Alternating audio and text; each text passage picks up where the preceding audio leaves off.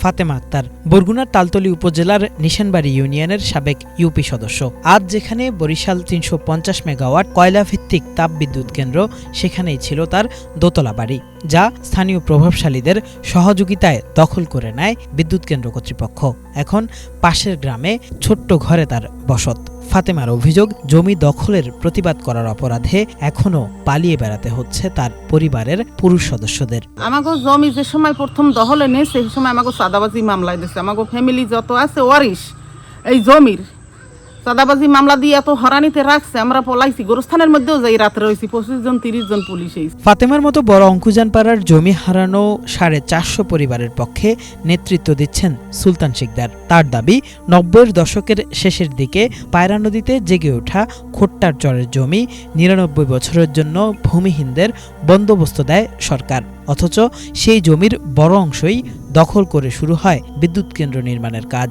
নথিপত্র বলছে 2017 সালে নির্মাণ শুরু হলেও জেলা প্রশাসন বিদ্যুৎ কেন্দ্রকে জমি বরাদ্দই দিয়েছে 2023 সালের অক্টোবরে। ততদিনে বিদ্যুৎ উৎপাদনও শুরু হয়ে যায়। সুলতান শিকদারের দাবি, সেই বরাদ্দ বৈধ নয়, কারণ জমি নিয়ে মামলা এখনো বিচারাধীন। জমি এই মাথা থেকে ওই মাথায় কেনছে এক ডাক, এই মাথা কেনছে এক ডাক, এরকম কিনা টোটাল জমি বাউন্ডারি দিয়েছে, মাঝখানে জমিগুলো ফালাইয়া, আমাদের জমিগুলো ফালাইয়া। আমাদের জমি যখন লিজ দিয়েছে তখন কি আদালত দেখছিল না আইন কি এক পক্ষে? আমাদের কোনো আইন নাই। শুধু জনগণের জমি দখল করা নয়, বিদ্যুৎ কেন্দ্রটির বিরুদ্ধে নদী দখল ও খাল ভরাটের অভিযোগ তুলেছে খোদ জাতীয় নদী রক্ষা কমিশনই। খালগুলো ভরাটের কারণে ওই এলাকায় জলাবদ্ধতার সৃষ্টি ও কৃষি জমির ব্যবহারযোগ্যতা হারাচ্ছে।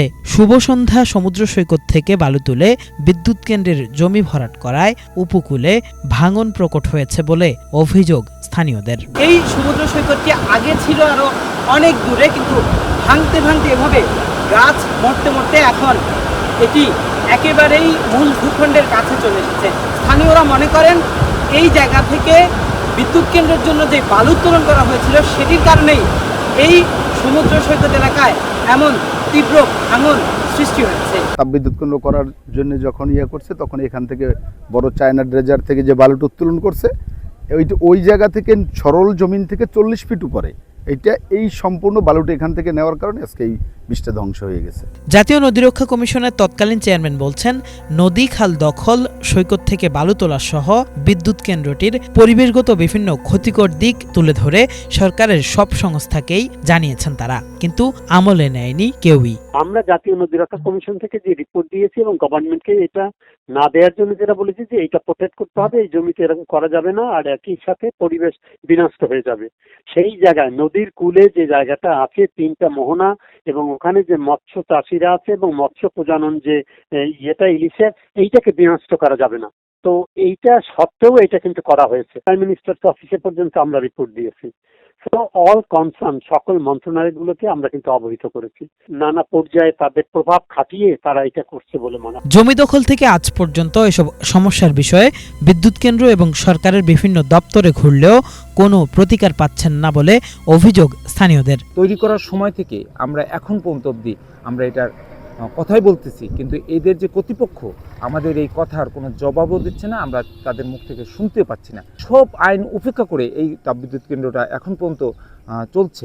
বাংলাদেশ বিদ্যুৎ উন্নয়ন বোর্ড বলছে, বিদ্যুৎ কেন্দ্রটির অপরাধের তথ্য প্রমাণ পেলে অবশ্যই ব্যবস্থা নেবে সংস্থাটি। আমার কাছে এখন পর্যন্ত কোনো ইনপুট নাই। আমি যদি ইনপুট গুলো পাই, সেই ইনপুট গুলো ওদের দিয়ে বলতে পারি যে এগুলো তোমরা করো, যথাযথভাবে অনুসরণ করো, আচ্ছা, প্রতিপালন করো, এইটুকু বলতে পারি। তার আগে তো আর আমি এমন কিছু করতে না। তারপরে যদি ওরা না মানে, তখন আমি হয়তো করতে পারি আর কি। অভিযোগগুলোর বিষয়ে জানতে পাওয়ার চায়নাকে একাধিক মেইল করা হলেও 2 মাসেও কোনো জবাব দেয়নি চীনা প্রতিষ্ঠানটি।